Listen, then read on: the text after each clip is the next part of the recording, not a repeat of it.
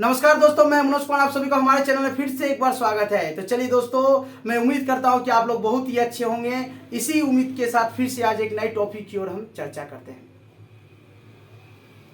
आज हम चर्चा करेंगे ट्रांसफार्मर के बारे में, ट्रांसफार्मर के ऑन लोड टेप चेंजर के बारे में, जो ऑटो ट्रांसफार्मर में लगी रहती है, जो ऑन कंडीशन में हम टैप को इंक्रीज या डिक्रीज करते हैं। दोस्तों, इस ट्रांसफार्मर में जो on load tap changer transformer है, इसमें एक प्रोटेक्शन डिवाइस होता है, प्रोटेक्शन रिले होता है, उसका नाम है वाइल्ड सर्च रिले, OSR। तो आज इसी के बारे में हम डिस्कशन करेंगे कि wild search relay running transformer है, आपका रनिंग कंडीशन में चल रही है। इस तरह के ट्रांसफार्मर पावर सब स्टेशन में या जहां पर आपका अर्थ फार्नेस है, फेरोइलाइज का फार्नेस है, सबमर्ज्ड अर्थ फार्नेस है, इस तरह के ट्रांसफार्मर के द्वारा हम भट्टी को चलाते हैं। तो यहाँ पर इस तरह के transformer on load tap changer transformer लगी हुई रहती है। कहीं कहीं पर ऑक्सिलरी पावर सिस्टम में भी, ऑक्सिलरी ट्रांसफार्मर में भी ऑन लोड टेप चेंजर लगी हुई रहती है। कहने का मतलब है कि हमारा ट्रांसफार्मर रनिंग है, रनिंग कंडीशन में हम वोल्टेज को इंक्रीज या डिक्रीज करते हैं by on load tap changer के द्वारा, जिसमें डायवर्टर स्विच लगा हुआ रहता है। ये रनिंग ट्रांसफार्मर में हमारा चलते चलते वाइल्ड सर्च रिले में ट्रिप हो जाता है, वाइल्ड सर्च रिले में बंद हो जाता है। ये वाइल्ड सर्च रिले क्या है? ये वाइल्ड सर्च रिले हमारा OLTC को, ऑन लोड टेप चेंजर को, कुछ भी प्रॉब्लम होने से प्रोटेक्ट करता है। यदि कुछ अंदर में कुछ प्रॉब्लम हो गया तो ये क्या करता है, डिटेक्ट कर ट्रांसफार्मर को ट्रिप या बंद करवा देता है। आप कहेंगे ये कैसे काम करता है? वाइल्ड सर्च रिले कैसे काम करता है, ये कैसे काम करता है, ट्रांसफार्मर कहाँ पर लगा हुआ रहता है? तो वाइल्ड सर्च रिले ठीक डायवर्टर स्विच के ऊपर में, ट्रांसफार्मर के टॉप में पाइप द्वारा जो कंजर्वर टैंक में कनेक्शन रहता है, पाइप कंजर्वर टैंक और डायवर्टर स्विच के टॉप टैंक के बीच से एक पाइप निकालकर बीच में वाइल्ड सर्च रिले लगा देते हैं। अब जैसे ही इंटरनल कुछ शॉर्ट सर्किट होता है या ब्रेकिंग होता है या कुछ टूटता है सामान रनिंग कंडीशन में, तो वाइल का प्रेशर बढ़ जाता है, वाइल का दबाव बढ़ जाता है। ये वाइल प्रेशर कहाँ जाएगी? जहाँ खाली है, कंजर्वर टैंक खाली है, वहीं ना जाएगी।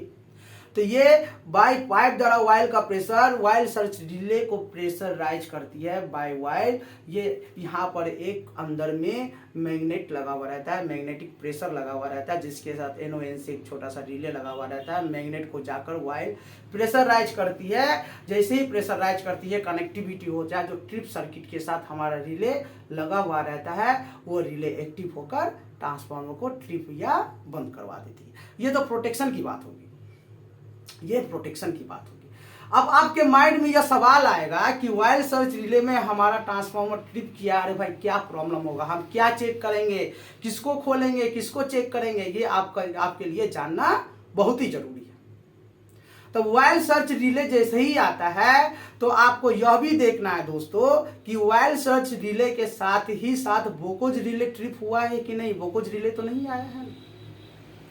यदि बोकोज रिले नहीं आया है, बोकोज में ट्रिप नहीं हुआ है, वाइल्ड सर्च तो ट्रिप हुआ ही हुआ है, बोकोज में ट्रिप नहीं हुआ है, तो आपका ट्रांसफार्मर जो मेन ट्रांसफार्मर है वो ठीक है। आपका ओनली फॉर ऑटो ट्रांसफार्मर, कहने का मतलब है ओनली फॉर डायवर्टर स्विच के अंदर ही प्रॉब्लम हुआ है, क्योंकि ये डायवर्टर स्विच के ऊपर का जो टैंक है उसी के साथ वाइल्ड सर्च रिले लगा हुआ है।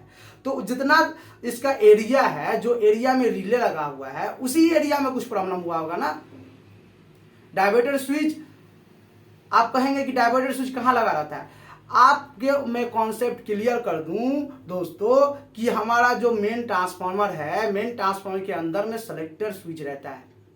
सेलेक्टर स्विच के अंदर में एक प्रोटेक्टिव टैंक लगाकर, उसके अंदर में फिक्स कॉन्टेक्ट लगाकर उसके ऊपर डायवर्टर स्विच को लगाया जाता है। डायवर्टर स्विच के अंदर में जो फिक्स कनेक्टिविटी है, जो प्रोटेक्टर टैंक है, उसके टैंक के साथ कनेक्टिविटी रहता है। कहने का मतलब है कि डायवर्टर स्विच का पार्ट अलग हो गया, सेलेक्टर स्विच का पार्ट अलग हो गया। सेलेक्टर स्विच हमारा मेन ट्रांसफार्मर या ऑटो ट्रांसफार्मर जो कहिए, उसके अंदर में सेलेक्टर स्विच इनबिल्ड रहता है। तो वो उसके अंदर यदि कुछ प्रॉब्लम होगा तो हमारा बोकोज रिले आएगा, क्योंकि वो बोकोज रिले के साथ कनेक्टिविटी है। यदि वाइल्ड सर्च रिले आएगा तो डायवर्टर स्विच के अंदर में आपको डेफिनेटली कुछ प्रॉब्लम हुआ है, उसके वजह से वाइल्ड सर्च रिले। तो आपको बिल्कुल नहीं घबराना है, बिल्कुल नहीं टेंशन लेना है। आप माइंड सेटअप कर कर यह जान लीजिए कि हमारा डायवर्टर स्विच में कुछ ना कुछ प्रॉब्लम हुआ है, ब्रेकिंग हुआ है, या रेजिस्टेंस ओपन हो गया है, या कनेक्टिविटी उसका ओपन हो गया है, या उसका सापर टूट गया है, कुछ भी कुछ प्रॉब्लम हुआ है। ट्रांसफार्मर को अच्छा से जो ब्रेकर है हमारा स्विचिंग है उसको अच्छा से आइसोलेट करे, डिस्चार्जिंग रॉड से डिस्चार्ज करे, डायवर्टर स्विच के कवर को खोले, डायवर्टर स्विच को निकाल कर बाहर निकाले, देखे कि उसमें क्या ब्रेकिंग हुआ है, क्या स्पार्किंग हुआ है, क्या प्रॉब्लम हुआ है। यदि ज़्यादा डैमेज हुआ है नया डायवर्टर स्विच में लगा दें, या यदि कुछ खुल गया है, कुछ कॉन्टैक्ट क्लेम या फिक्स कॉन्टैक्ट या मूविंग कॉन्टैक्ट या रेजिस्टेंस जल गया है, रेजिस्टेंस ओपन हो गया है, आपके पास यदि स्पेयर रेजिस्टेंस है या फिक्स कॉन्टैक्ट है या मूविंग कॉन्टैक्ट है, उसको रिपेयर करके उस डायवर्टर स्विच को भी फिर से नया तेल ऑयल फिल करके उस डायवर्टर स्विच को प्रॉपरली असेंबल करके आप लगाकर सिस्टम को चालू कर सकते हैं। तो मेरा ये टॉपिक जो समझाने का टॉपिक था ना दोस्तों, ये टॉपिक यही था कि वायर सर्च रिले में हमारा ट्रांसफार्मर ट्रिप हो गया है तो हमको घबराना नहीं है। कैसे चेक करेंगे, कैसे चेक करेंगे हम आपको बता दिए। सबसे पहले तो यह देखना कि बोकोज आया नहीं, बोकोज नहीं आया तो चलो भाई मेन ट्रांसफार्मर का जो है XYZ जो भी है हमारा जो पार्ट सिस्टम है वो ठीक है, उसको छूना नहीं है, उसको हाथ नहीं देना है। आप सेटिस्फेक्शन के लिए आप मेगर टेस्ट करें, मैग्नेटिक बैलेंस टेस्ट करें, मैग्नेटिक करंट टेस्ट करें, PI वैल्यू चेक करें, प्राइमरी साइड चेक करें, सेकेंडरी साइड चेक करें। ट्रांसफार्मर का जो भी टेस्टिंग है आप कर ले, आपको रिजल्ट 100% मिलेगा, ये भी कंफर्म कर सकते हैं। उसके बाद यदि आपको और भी डाउट है, लो वोल्टेज सप्लाई चार्ज करके सेकेंडरी वोल्टेज चेक कर ले डायवर्टर स्विच लगाने के बाद।